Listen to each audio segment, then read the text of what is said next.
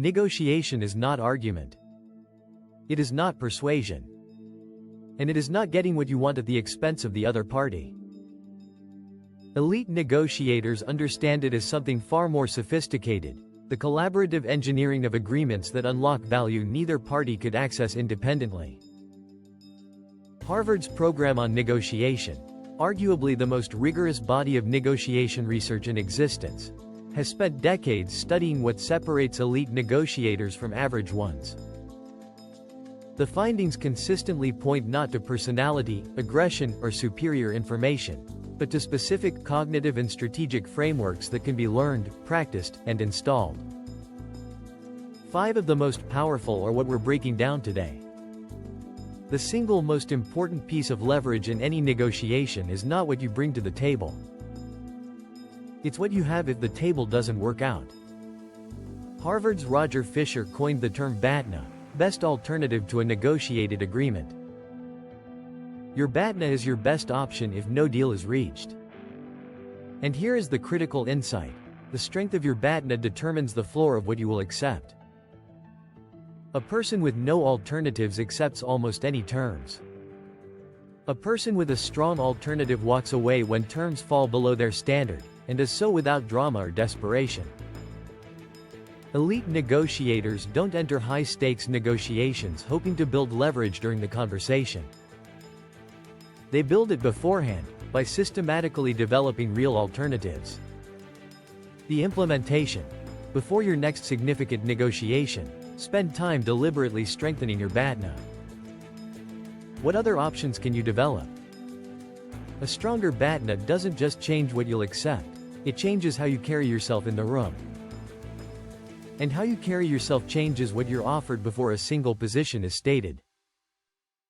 Research in behavioral economics has consistently shown that the first number stated in a negotiation has a disproportionate influence on the final outcome.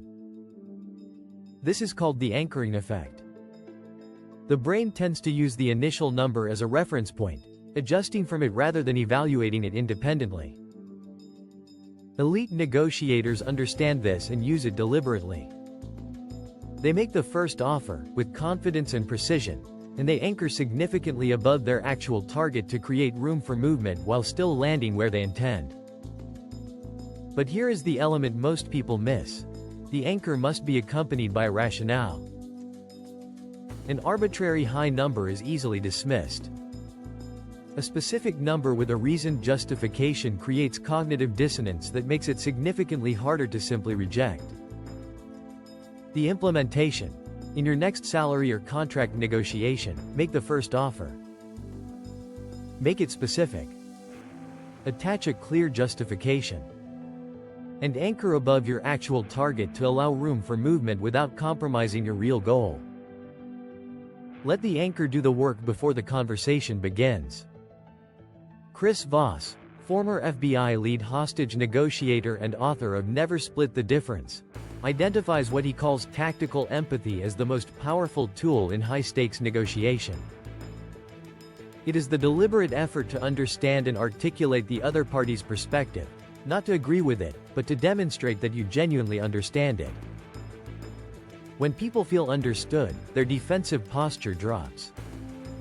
Their willingness to problem-solve increases.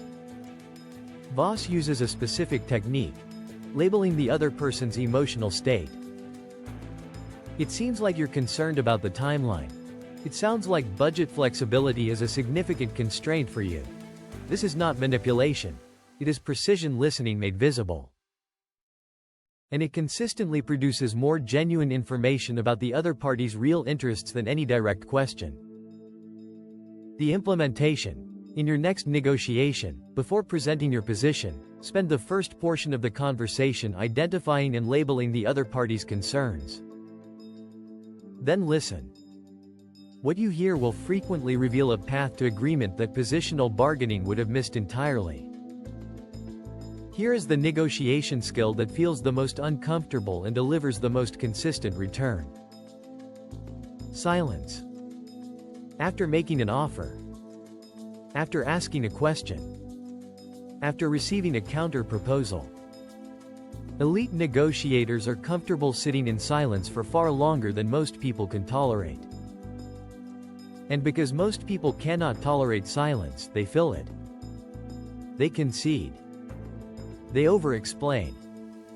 They negotiate against themselves, adding terms, reducing prices, softening positions, without the other party doing anything at all.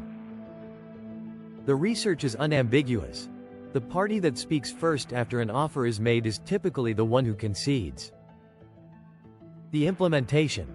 After making your next offer or proposal, stop talking.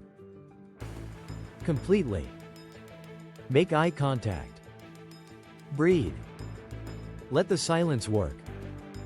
Count internally if you need an anchor. The discomfort you feel in that silence is the other party's leverage eroding. Hold it. The person who can comfortably inhabit silence in a negotiation has a structural advantage over everyone who cannot. The most sophisticated shift in elite negotiation thinking, and the one that consistently produces the best outcomes for both parties, is moving from positional bargaining to interest-based negotiation. Positions are what you say you want. Interests are why you want it. Most negotiations get stuck in positional conflict. Two parties arguing over incompatible positions without ever exploring whether their underlying interests might actually be compatible. Roger Fisher and William Urey's Getting to Yes documented this principle with decades of evidence. When negotiators focus on interests rather than positions, they consistently find creative solutions that neither party could see from inside their stated positions.